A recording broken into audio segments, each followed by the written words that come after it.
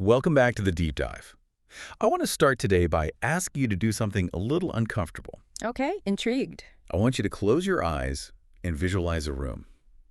And it's a room that, pretty much every single one of us has been in or will be in eventually. It's the visitation room at a funeral home. It's a very specific atmosphere, isn't it? You can almost feel the air conditioning just by thinking about it. Exactly.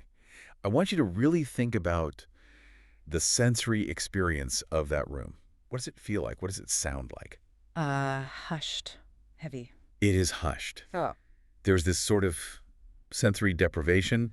You have the smell of lilies, which is a smell I think we all associate with that specific carpet. Maybe some very low organ music playing from a ceiling speaker. And then you have the visual focal point. Which is typically static. It's frozen in time. It is static. You Yeah. walk up to the front, and there is a collage board. You know what I'm talking about. Oh, yeah. It's got the corners tucked in, maybe 30 photos pinned up. There's the high school graduation photo, the wedding photo, the one on the boat holding a fish. Everyone is smiling. Right. Everyone is looking at the camera. Yeah. And you look at it, you nod, you sign a book, and you sit down. It's a snapshot. It's a curated gallery of moments, but it's silent. It represents a life, but it doesn't really feel like the life. It creates this distance.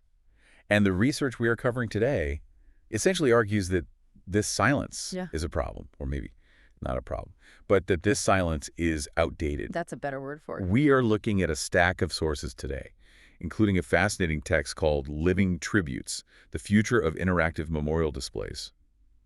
And the central thesis here is fascinating because it challenges that default setting of the quiet room. Mm-hmm. It asks, what if a memorial wasn't just about looking at a two-dimensional image of someone, but actually hearing them, seeing them move, interacting with their story in real time? It is a massive shift. I mean, we are talking about moving from remembrance, which is often passive, internal, and frankly a bit lonely, to presence. Presence. And that word presence is the anchor for everything we're going to discuss today. It's the difference between remembering that someone existed and feeling like they are, in some, digital sense, still in the room with you. Now, I can hear the skeptics already. Yeah. I can hear the people listening who are thinking, great, now we are turning funerals into a tech expo.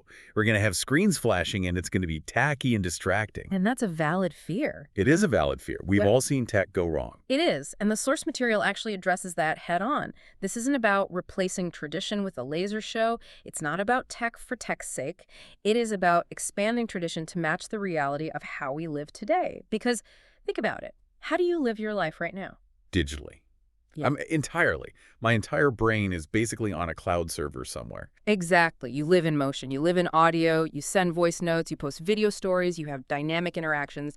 You are constantly capturing the world in 4K resolution. Right. So the argument here is, why does the representation of our life suddenly revert to 1950 the moment we die? Why do we flatten a three-dimensional, dynamic, noisy life into a two-dimensional silent board? That's the mission for this deep dive. We are going to explore how families are rethinking honor and loss in this tech age. We're going to break down the how-to, the actual toolkit for creating these displays. But more importantly, I want to get into the why. The psychology. The psychology, because there's a very strong argument here that active grieving, actually interacting with a display, is fundamentally better for the brain than just sitting in a pew staring at the back of someone's head. Absolutely. It changes the mourner from an observer to a participant, and that is a critical psychological distinction that we are going to unpack. So let's jump into section 1, the paradigm shift. Mm-hmm. The source makes this really poignant distinction between looking and living. Can you unpack that for us? So the text posits that a photograph, by definition, captures how someone looked. It documents a split second of light hitting a sensor or film. It gives you their physical geometry. It tells you their hair color or that they wore glasses. Okay. But a digital memory video, audio, interactive storytelling captures how they lived. It captures the time between the photos. That is a beautiful way to put it, because we don't live in snapshots. We live in the transitions. I was thinking about this regarding my own family. Yeah. If I look at a picture of my grandmother, I see her face, I recognize her. But if I see a video of her, I see the way she used to gently pat her chest when she laughed. Oh, wow. I hear the specific timbre of her voice. I see the way she hesitated before answering a question. It's the micro mannerisms. Yes. And those micro mannerisms are what actually constitute personality. A photo can be posed. A photo is often a performance for the camera. say cheese, but a video of someone cooking dinner or a voice note sent while driving, that is the raw data of a human being. And when you strip that away at a funeral and only show the posed photos, you are, in a sense, sanitizing them. You are presenting a formal version that might not even be the version people miss the most. That's the sensory difference the source talks about. It's not just about more data. It's about different kinds of data triggering different parts of the brain. Correct. We are three-dimensional beings. We are biological organisms that rely on sound and movement to identify threat or friend or loved one. Right. When you introduce audio into a memorial space, you are triggering the auditory cortex in a way that bypasses the logical brain and goes straight to the emotional center. Hearing a voice is visceral. It creates a temperature change in the room. It wakes you up. I think we've all been at services where you sort of zone out. It's not that you don't care. It's just that the environment is so static. It is. But if suddenly a voice comes over the speakers, the voice of the person you lost, you snap back to reality. You do. And it connects you to them in the present tense rather than just the past tense. But why is this happening now? Obviously, screens are cheaper. We all have 4K cameras in our pockets. Is it just availability? Or is there something else? A cultural shift driving this? It is absolutely behavioral. The source calls this the era of digital artifacts. Think about the sheer volume of content you generate in a week. It's terrifying to think about, actually. Between the texts, the emails, the videos of my cat. It is, but it's also a treasure trove. 30 years ago, if you wanted to remember someone, you had to hope someone brought a camcorder to the birthday party and actually knew how to focus it. And didn't record over it. Now we are leaving a trail of breadcrumbs every single day. Voice memos, playlists, Instagram stories, TikToks, video diaries. We are constantly externalizing our consciousness. So the argument is, if we are generating all this rich, dynamic material while we are alive, it is almost a waste or a disservice to ignore it when we die. Exactly. To ignore the digital artifacts is to ignore the primary medium through which the person expressed themselves. If your best friend communicated primarily through funny 30-second video rants sent to your group chat, Right. playing those rants at their memorial is a more authentic tribute than reading a poem they never liked. That's such a good point. We often revert to these Victorian standards of what a funeral should be, even if the person was the least Victorian person on earth. Right. If they live loudly, why should they be remembered quietly? This leads into the atmosphere of the service itself. I found this part of the research really refreshing. It suggests that interactive elements make services less formal and more human. Yes. And I think formal is often a code word for repressed. Oh, 100%. The traditional funeral etiquette is very rigid. Sit up straight, speak in whispers, don't make a scene.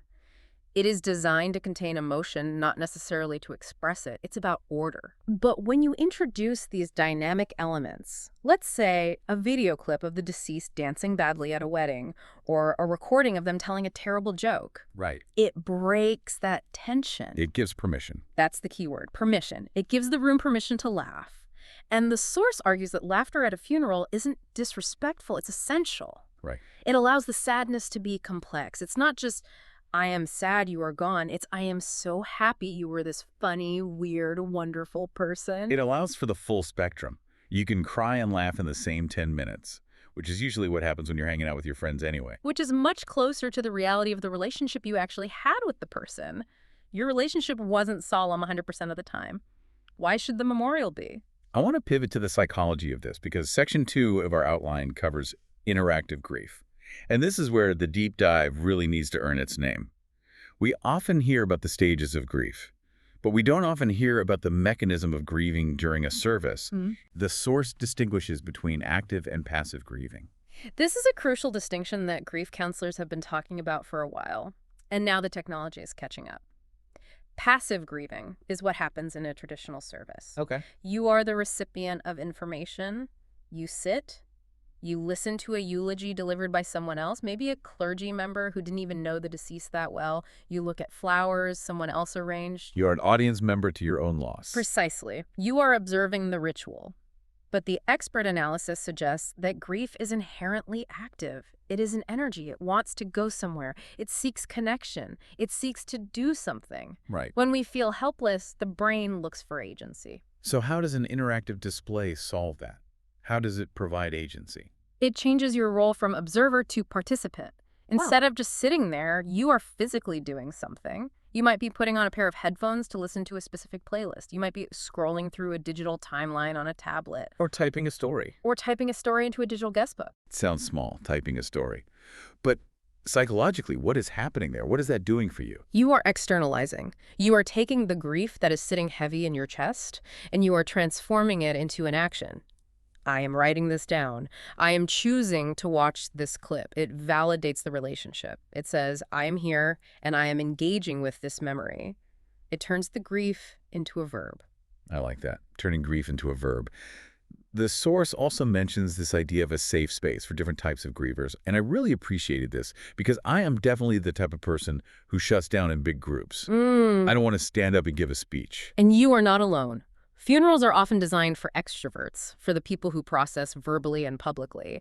But what about the introvert? What about the person who is overwhelmed by the crowd? Yeah, what about them? Interactive displays, specifically things like individual audio stations or tablets tucked into a quieter corner, democratize the grieving process. It allows for a private moment in a public room. Exactly. You can put on those headphones, close your eyes, and for 2 minutes, it is just you and the deceased. You don't have to perform your grief for the other 200 people in the room. You can just be with it. It decentralizes the experience.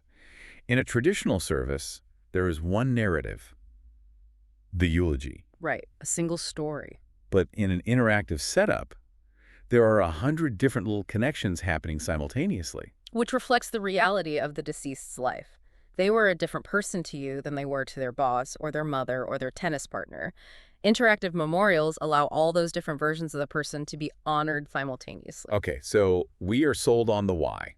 It makes sense psychologically, it makes sense culturally, but now we have to talk about the how, because this is where it can go off the rails. Oh, absolutely. If you just dump a hard drive onto a projector, that's not a memorial, that's a data dump. Correct. Curation is everything. So let's look at the toolkit. Section 3. The first tool is obviously video, the power of movement.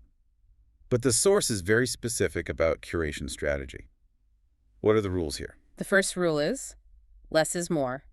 There is a temptation to play the greatest hits feature film, a 20-minute montage of every vacation they ever took. And we've all sat through those, and honestly, around minute 7, you start checking your watch. You do. And you feel guilty about it, but you do. Because emotional capacity is limited. The source suggests a micro-content approach. Think in terms of clips, not movies. So how short are we talking? 30 seconds to 2 minutes maximum per loop. Why so short? It's about impact. A 45-second clip of someone laughing at a birthday party, blowing out the candles, and making a wish is a complete narrative arc. Okay. It is a nugget of memory that the brain can hold onto and savor. If you bury that nugget in 15 minutes of shaky footage of scenery, you lose the emotional punch. It's like a visual haiku versus a rambling novel. Exactly, and you have to filter for quality. The source lists criteria. Does it reflect their personality? Does it capture a meaningful moment? And crucially, is the audio clear? Bad audio is worse than no audio. It is. If it's just wind noise and muffled talking, it creates frustration, not connection. You want immersion. So what about the hardware? The mechanics of displaying this? Keep it simple. The source warns against complex interfaces. You don't want grandma trying to navigate a Windows menu, Right. monitors or tablets on stands. And the key is seamless looping. It should just flow. The attendee shouldn't have to hit play. They should just be able to step into the stream of content. Okay, moving from eyes to ears, audio. The source calls this the resonance of voice. And I think this is often overlooked. We focus so much on photos. Voice is a unique carrier of memory. It's actually often the first thing we forget. 5 years after someone dies, you can visualize their face, but you struggle to conjure their voice. That's true. But when you hear it, it is instant time travel. It is visceral. The source suggests using voicemails. And that hit me hard. Because voicemails are usually so mundane. Hey, it's me, pick up milk. Hey, just calling to check in. But that mundanity is what makes them intimate. A formal speech or a toast at a wedding is a performance. A voicemail is the person as they actually were on a Tuesday afternoon. That is the person you miss. So how do we display that? You can't just project audio into a noisy room. This is where the audio station concept comes in. We touched on this with the introvert point, but technically it's usually a tablet with a high-quality pair of noise-canceling headphones. Noise canceling is good detail. It's essential. You want to create a sanctuary. Imagine being at a crowded visitation. People are chattering. It's overwhelming. You put on those headphones and the world drops away. Hmm. And suddenly, it's just your dad's voice telling that fishing story you've heard 1,000 times. That isolation focuses the memory. It makes it incredibly potent. You compare that with a photo, right? Yeah. So you're looking at something while you listen. Ideally, yes. A photo of the fishing trip while the audio plays. It creates a layered sensory experience. Next up in the toolkit, digital guest books. Now, I know what you're thinking. The book by the door where I sign my name so the family knows I came. That is the administrative version. That is data collection. A digital guest book is community building. How so? Because you aren't limited to a signature. The source explains that visitors can type long messages, they can share specific stories, but the real game changer is the ability to upload media from their own phones right there in the room. Oh, I hadn't thought about that. So if I have a picture of the deceased on my phone that the family has never seen, maybe from a work trip or a college reunion, I can just upload it right there. Exactly. Think about how meaningful that is for the family. They are usually the ones providing the memories. Suddenly, they are receiving new ones. Oh. They are crowdsourcing the life of their loved one. They might see a side of their father or mother that they never knew existed. I didn't know Dad was the office prankster until I saw these photos from his coworkers. Precisely. And the source mentions the funeral program site in this context as a resource. They emphasize that these digital guest books become living archives. A living archive. A paper guest book goes in a drawer and is forgotten. A digital guest book stays open. It doesn't close when the service ends. No, and that is vital because often you don't know what to say at the funeral. You are in shock. 3 weeks later, that's when you remember the story. That's when you want to share. This technology allows the support network to extend beyond the day of the service. And linking all this together is the humble QR code. The source calls it the bridge, which I like. It's the practical glue. You don't want the memorial to look like a Best Buy. You don't want screens everywhere. You want it to look elegant. Right, so where do the QR codes go? On the programs. You put them on the printed programs. You put them on small, tasteful table displays next to the flower arrangement. And they link to Everything. The playlist, the photo galleries, the digital guest book. It puts the experience in the pocket of the attendee. And that solves the accessibility issue, too. Huge point.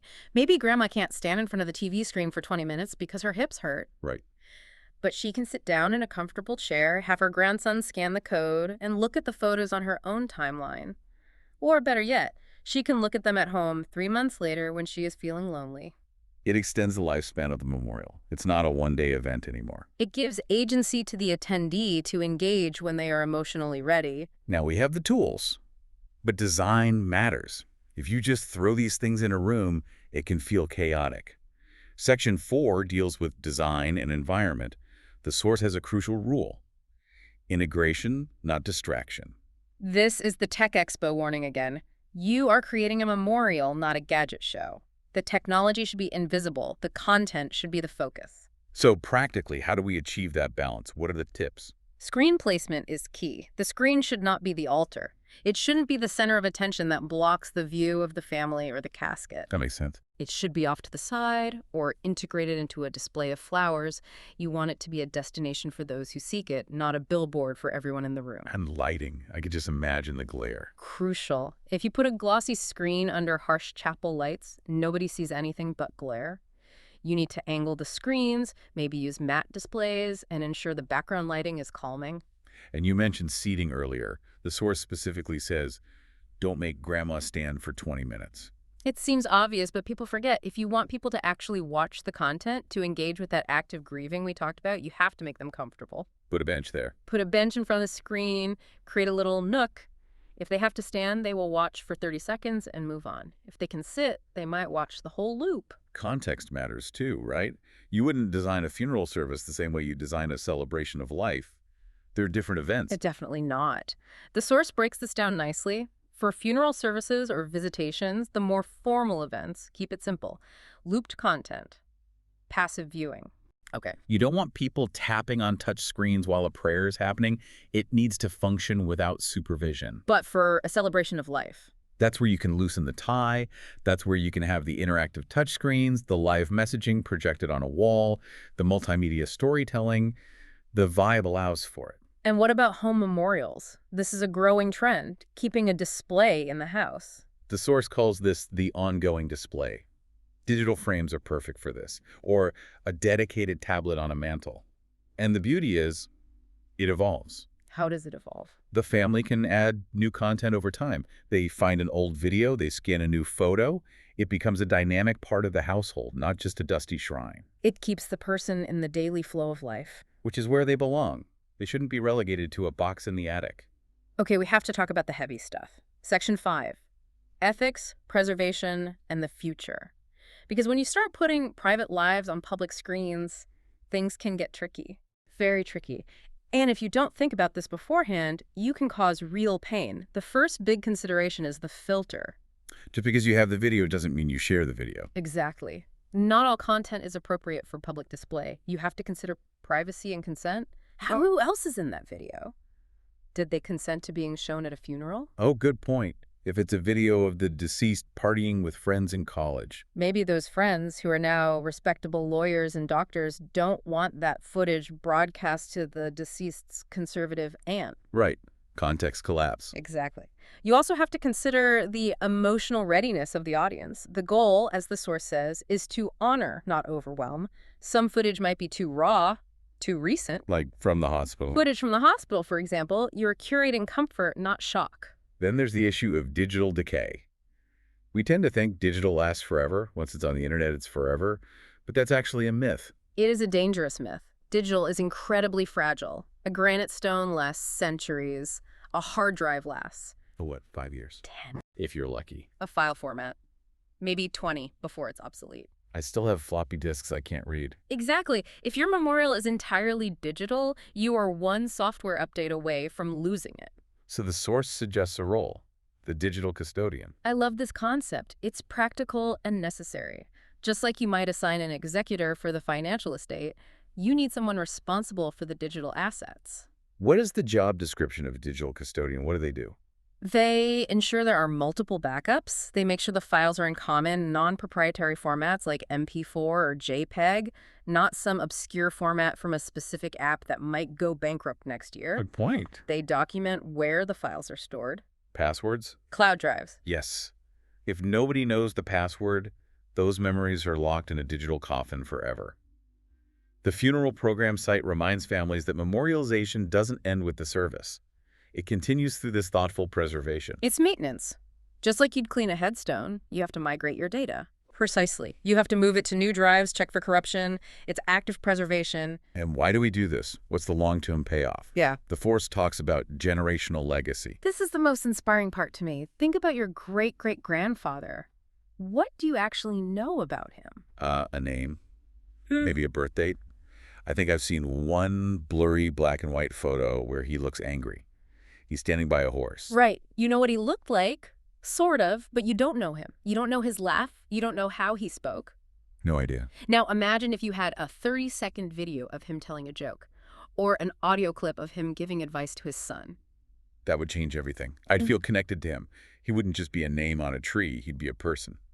That is what we are building for the future. We are the first generation that can leave a high-fidelity record of who we were. Grandchildren who never met the deceased can hear their voice and see their mannerisms. The memorial becomes an educational tool for family identity. Wow. It bridges the gap of time. It turns ancestors into family members. Yes, it keeps the personality alive, not just the genealogy. So, looking forward, the source touches on the future landscape.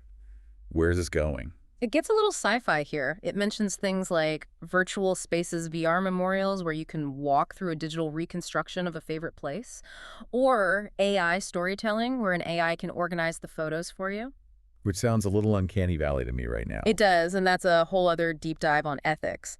But the source wisely grounds this. It says that while the tech will change, maybe we'll have holographic memorials one day, maybe we'll have AI avatars, the heart of memorialization remains unchanged. It's still about love and connection. Exactly. Tech is just a new vehicle for the same old human need to remember and to be remembered. We just have better tools now. So let's wrap this up. We've covered a lot. From the shift to dynamic displays, to the psychology of active grieving, to the toolkit of video and audio, and the importance of design and ethics. If I had to synthesize it all, I'd go back to that word, presence. Interactive memorials are about creating a sense of presence. They transform the isolation of grief into a moment of connection, and they transform a static memory into a living legacy. And for those listening who are thinking, this sounds great, but how do I actually pull this off without it looking messy? That's where resources like the funeral program site come in. Right. They are highlighted as a resource for blending these new tools with traditional ones because it's not all or nothing. You can have a beautiful printed program and a QR code that leads to a digital guest book. It's a layered experience. It's the best of both worlds, the permanence of paper and the depth of digital. Exactly. Okay, I want to leave our listeners with a thought. We talked about curation. We talked about that 30-second clip rule. Yes. So here is my question for you listening right now. Yeah. If you were designing your own interactive memorial today, if you had to choose just one 30-second audio clip or video to represent who you actually are, not your LinkedIn profile, not your post-family photo, but you, what would it be? That's a tough question. It really makes you pause. It is. Would it be you laughing at a bad movie? Would it be you singing in the car? Would it be you giving advice to your kids? Or maybe just sitting quietly with your dog? It forces you to think about what your digital legacy actually looks like. Are you capturing those moments, or are you just capturing the poses? Something to think about next time you pick up your phone to record something. Absolutely. Document the life, not just the look. That's it for us today on The Deep Dive. Thanks for exploring the future of memory with us. It was a privilege. See you next time.